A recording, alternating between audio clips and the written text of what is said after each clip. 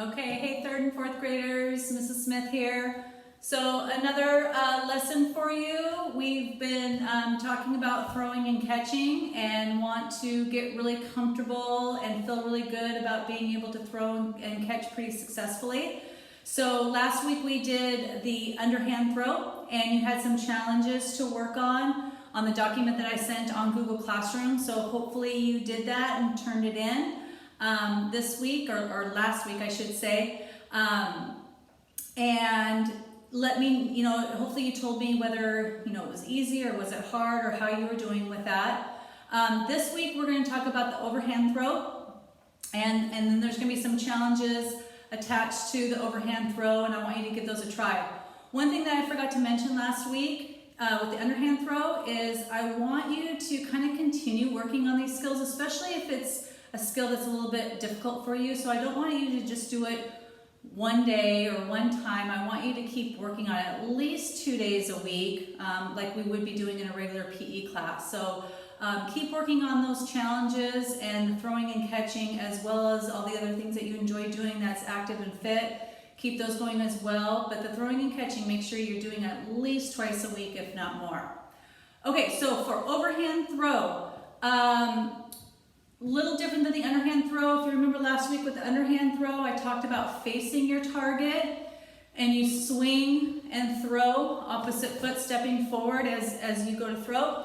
With the overhand throw, we're going to move ourselves what we call side to target. So whoever I'm throwing to, or if I'm throwing against the wall, I want to position my body slightly to the side so that my side hip is facing the target.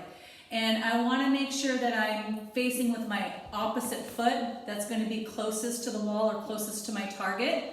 Okay, so if I'm right-handed and I have the ball in my right hand, then my left hip should be side to target. Okay, so side to target is kind of my stance. When I go to get ready to throw, I'm going to do what is called cracking the egg, which means that I'm just releasing the ball out of my non-throwing hand and putting it into my throwing hand, which is my right hand, okay?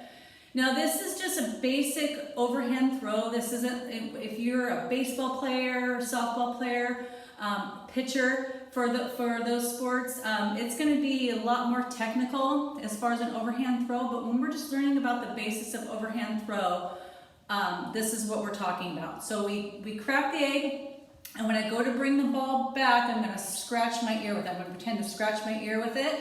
So my throwing hand goes back, and as I get ready to throw my opposite arm to kind of help me to aim at my target, I'm going to kind of point towards the person or the wall, the target, wherever I'm wanting to throw. That kind of helps me for my follow through.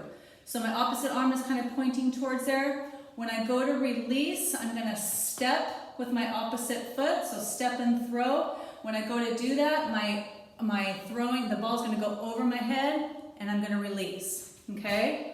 So side to target, crack the egg with your throwing hand, bring it back to scratch your ear, point towards your target, step and throw, okay? Catching is gonna be the same, so we're still working on our catching skills as well, like we did last week. So anything that's above your waist, you're going to want thumbs together, reach, grab, catch, right? Make sure your eyes are on the ball the whole entire time. So thumbs together above the waist, below the waist, it's pinkies together, reach, grab, catch, eyes on the ball the whole time, okay? So you're going to have some challenges this week with overhand throws. I want you to do the best you can with them. So all of us are at different levels. So some of us have been throwing and catching for a long time. Some of us, this is new for us and we're just trying this out for the first time, or maybe haven't done it very much.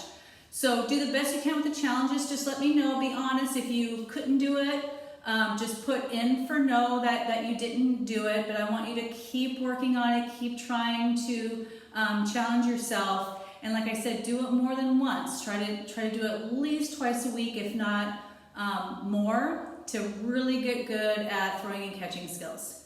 Okay guys, have a great week.